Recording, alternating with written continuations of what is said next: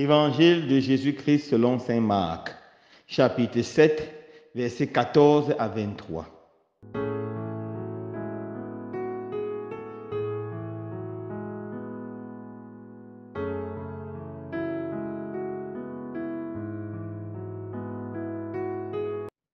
En ce temps-là, appelant de nouveau la foule, Jésus lui disait: « Écoutez-moi tous et comprenez bien. Rien de ce qui est extérieur à l'homme et qui entre en lui ne peut le rendre impur. Mais ce qui sort de l'homme, voilà ce qui rend l'homme impur. » Quand il eut quitté la foule pour entrer à la maison, ses disciples l'interrogeaient sur cette parabole. Alors il leur dit: « Êtes-vous donc sans intelligence vous aussi? Ne comprenez-vous pas que tout ce qui entre dans l'homme en venant du dehors ne peut pas le rendre impur, parce que cela n'entre pas dans son cœur, mais dans son ventre, pour être éliminé. » C'est ainsi que Jésus déclarait purs tous les aliments. Il leur dit encore: « Ce qui sort de l'homme, c'est cela qui le rend impur, car c'est du dedans du cœur de l'homme que sortent les pensées perverses, inconduite, vol, meurtre, adultère, cupidité, méchanceté, fraude, débauche, envie, diffamation, orgueil et démesure. Tout ce mal vient du dedans et rend l'homme impur. » Acclamons la parole de Dieu. Louange à toi, Seigneur Jésus.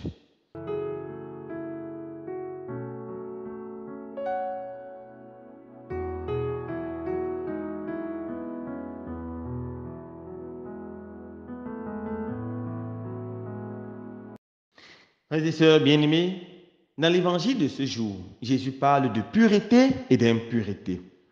Nous devons savoir que les Juifs étaient un peuple qui recherchait beaucoup la pureté. La condition pour être en présence du Seigneur, pour prier, pour entrer au temple ou même dans la synagogue, était d'être pur. Et les Juifs pensaient qu'il y avait certains aliments qui rendaient l'homme impur. Ils avaient classifié les aliments en aliments qui maintiennent la pureté et en aliments qui rendent impur. Par exemple, le porc faisait partie des aliments qui rendaient impur. Alors les Juifs spéculaient beaucoup à propos de cela. Jésus prend la parole à ce sujet et dit: « Aucun aliment ne rend un homme impur. Car ce n'est pas ce qui entre dans la bouche de l'homme qui le rend impur. Car tout ce qui entre dans la bouche va être éliminé. Il ira dans le ventre et sera éliminé. Mais ce qui rend l'homme impur, c'est ce qui sort du dedans de son corps. » Par cela, Jésus rend tous les aliments purs. Alors mon frère, ma soeur, peu importe ce que tu aimes, l'animal que tu aimes, mange-le. Il n'y a pas de problème pour le Seigneur. Absolument pas de problème pour le Seigneur. Mais on doit être prudent par rapport à ce qui sort de notre cœur. Car Jésus dit: c'est ce qui sort du cœur de l'homme qui le rend impur, qui le détruit, qui l'empêche d'être en présence du Seigneur, de développer une intimité profonde avec le Seigneur. Et c'est ce qui rend l'homme impur, qui pourrit la société et rend la vie sur terre invivable, rend la vie sur la terre mauvaise. Il s'agit principalement de quoi? L'inconduite, le vol, le meurtre, l'adultère, la cupidité, la méchanceté, la fraude, la débauche, l'envie, la diffamation, l'orgueil et la démesure. Voilà ce qui rend un homme impur. Arrêtons-nous sur quelques-uns de ces choses dénoncées par le Christ. Premièrement, le vol. Le vol, c'est prendre ce qui ne nous appartient pas, bien sûr sans demander, sans avoir la permission. Il y a beaucoup de cas de vol dans notre pays. Il y a des bandits de grands chemins qui n'hésitent pas à briser la maison des gens de la nuit, entrer, piller, qui n'hésitent pas à braquer les gens. C'est mauvais. Que les gens donnent la grâce de se convertir. Mais il y a aussi le vol plus subtil. Il y a par exemple le vol intellectuel. Les élèves qui vont à l'école et qui trichent, ça c'est du vol, c'est du banditisme. Avec Internet, on a beaucoup de copier-coller, le plagiat, ça c'est du vol, c'est du banditisme. Nous avons le détournement du bien commun, ça c'est du vol, c'est du banditisme. Et ça fait rage, frères et sœurs, dans notre pays. Nous devons apprendre à chérir le bien commun, à mettre le bien commun au profit, au bénéfice de tout le monde. Faisons attention au vol. Non seulement ça nous rend incapables de nous tenir à la présence du Seigneur, mais ça pourrit la vie autour de nous. Le meurtre. Tu ne tueras pas, nous dit le Seigneur, nous dit le cinquième commandement. Personne n'a le droit d'ôter la vie de son semblable. Et nous devons savoir que la vie humaine commence dès le premier instant de l'union entre un spermatozoïde et une ovule et s'achève avec la mort naturelle. Ça veut dire que quoi? Personne n'a le droit de commettre l'avortement.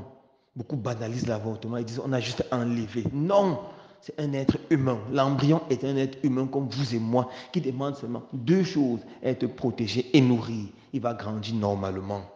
Nous on fait attention au meurtre, attention à l'avortement qui fait de plus en plus rage. Et nous devons savoir que l'avortement est un péché tellement grave qu'il laisse commis l'acte synthèse, c'est-à-dire pas l'acte synthèse, pas le fait même. Quand on commet un avortement, on ne peut plus s'approcher des sacrements sans se réconcilier avec le Seigneur. Parce que c'est un péché grave. Personne n'a le droit de prendre la vie de son semblable. Et tous ceux qui sont complices de l'avortement, de près ou de loin, ont la même sentence. C'est-à-dire la personne qui a commis l'avortement, la maman qui l'a accompagné, le médecin qui a performé cet avortement, les infirmiers qui ont assisté à cet avortement, le papa qui a donné l'argent pour qu'il y ait avortement. Parce que la vie humaine est sacrée. La vie humaine est sacrée. L'adultère et la débauche, un autre péché qui rend impur. Et l'adultère fait de plus en plus rage. Et les gens se vantent de cela. Beaucoup d'hommes disent c'est normal. Un homme doit avoir 1, 2, 3 bureaux. Mais non. Beaucoup de familles sont dissoutes, sont détruites, disloquées, sont détruites et se disloquent à cause de l'adultère. Les gens doivent apprendre à se contrôler, à respecter leur mari, à respecter leur femme.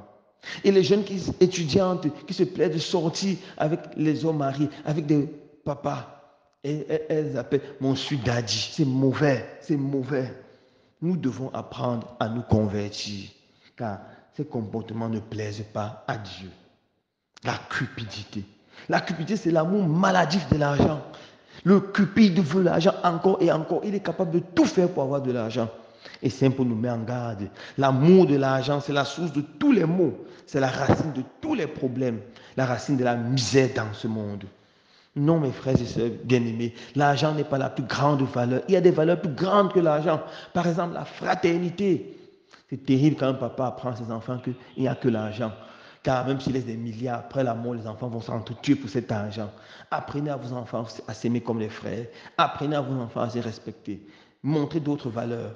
Apprenez-leur la crainte du Seigneur. Car la crainte du Seigneur, c'est le commencement de la sagesse. Et je m'arrête avec la méchanceté. Le méchant, c'est celui qui veut le mal à son frère, qui a un cœur mauvais et qui est triste quand il voit les gens heureux, les gens épanouis, et il veut les voir tristes. La méchanceté, c'est un problème. Alors demandons au Seigneur de la grâce de contrer notre cœur. Ne laissez rien de mauvais entrer, s'installer dans notre cœur, car notre cœur sera impur et on sera incapable de nous tenir en sa présence. Que le Seigneur nous purifie avec beaucoup d'amour, de générosité et de bonté. Que nos cœurs soient des cœurs bons, des cœurs qui font le bien. Loué soit Jésus-Christ.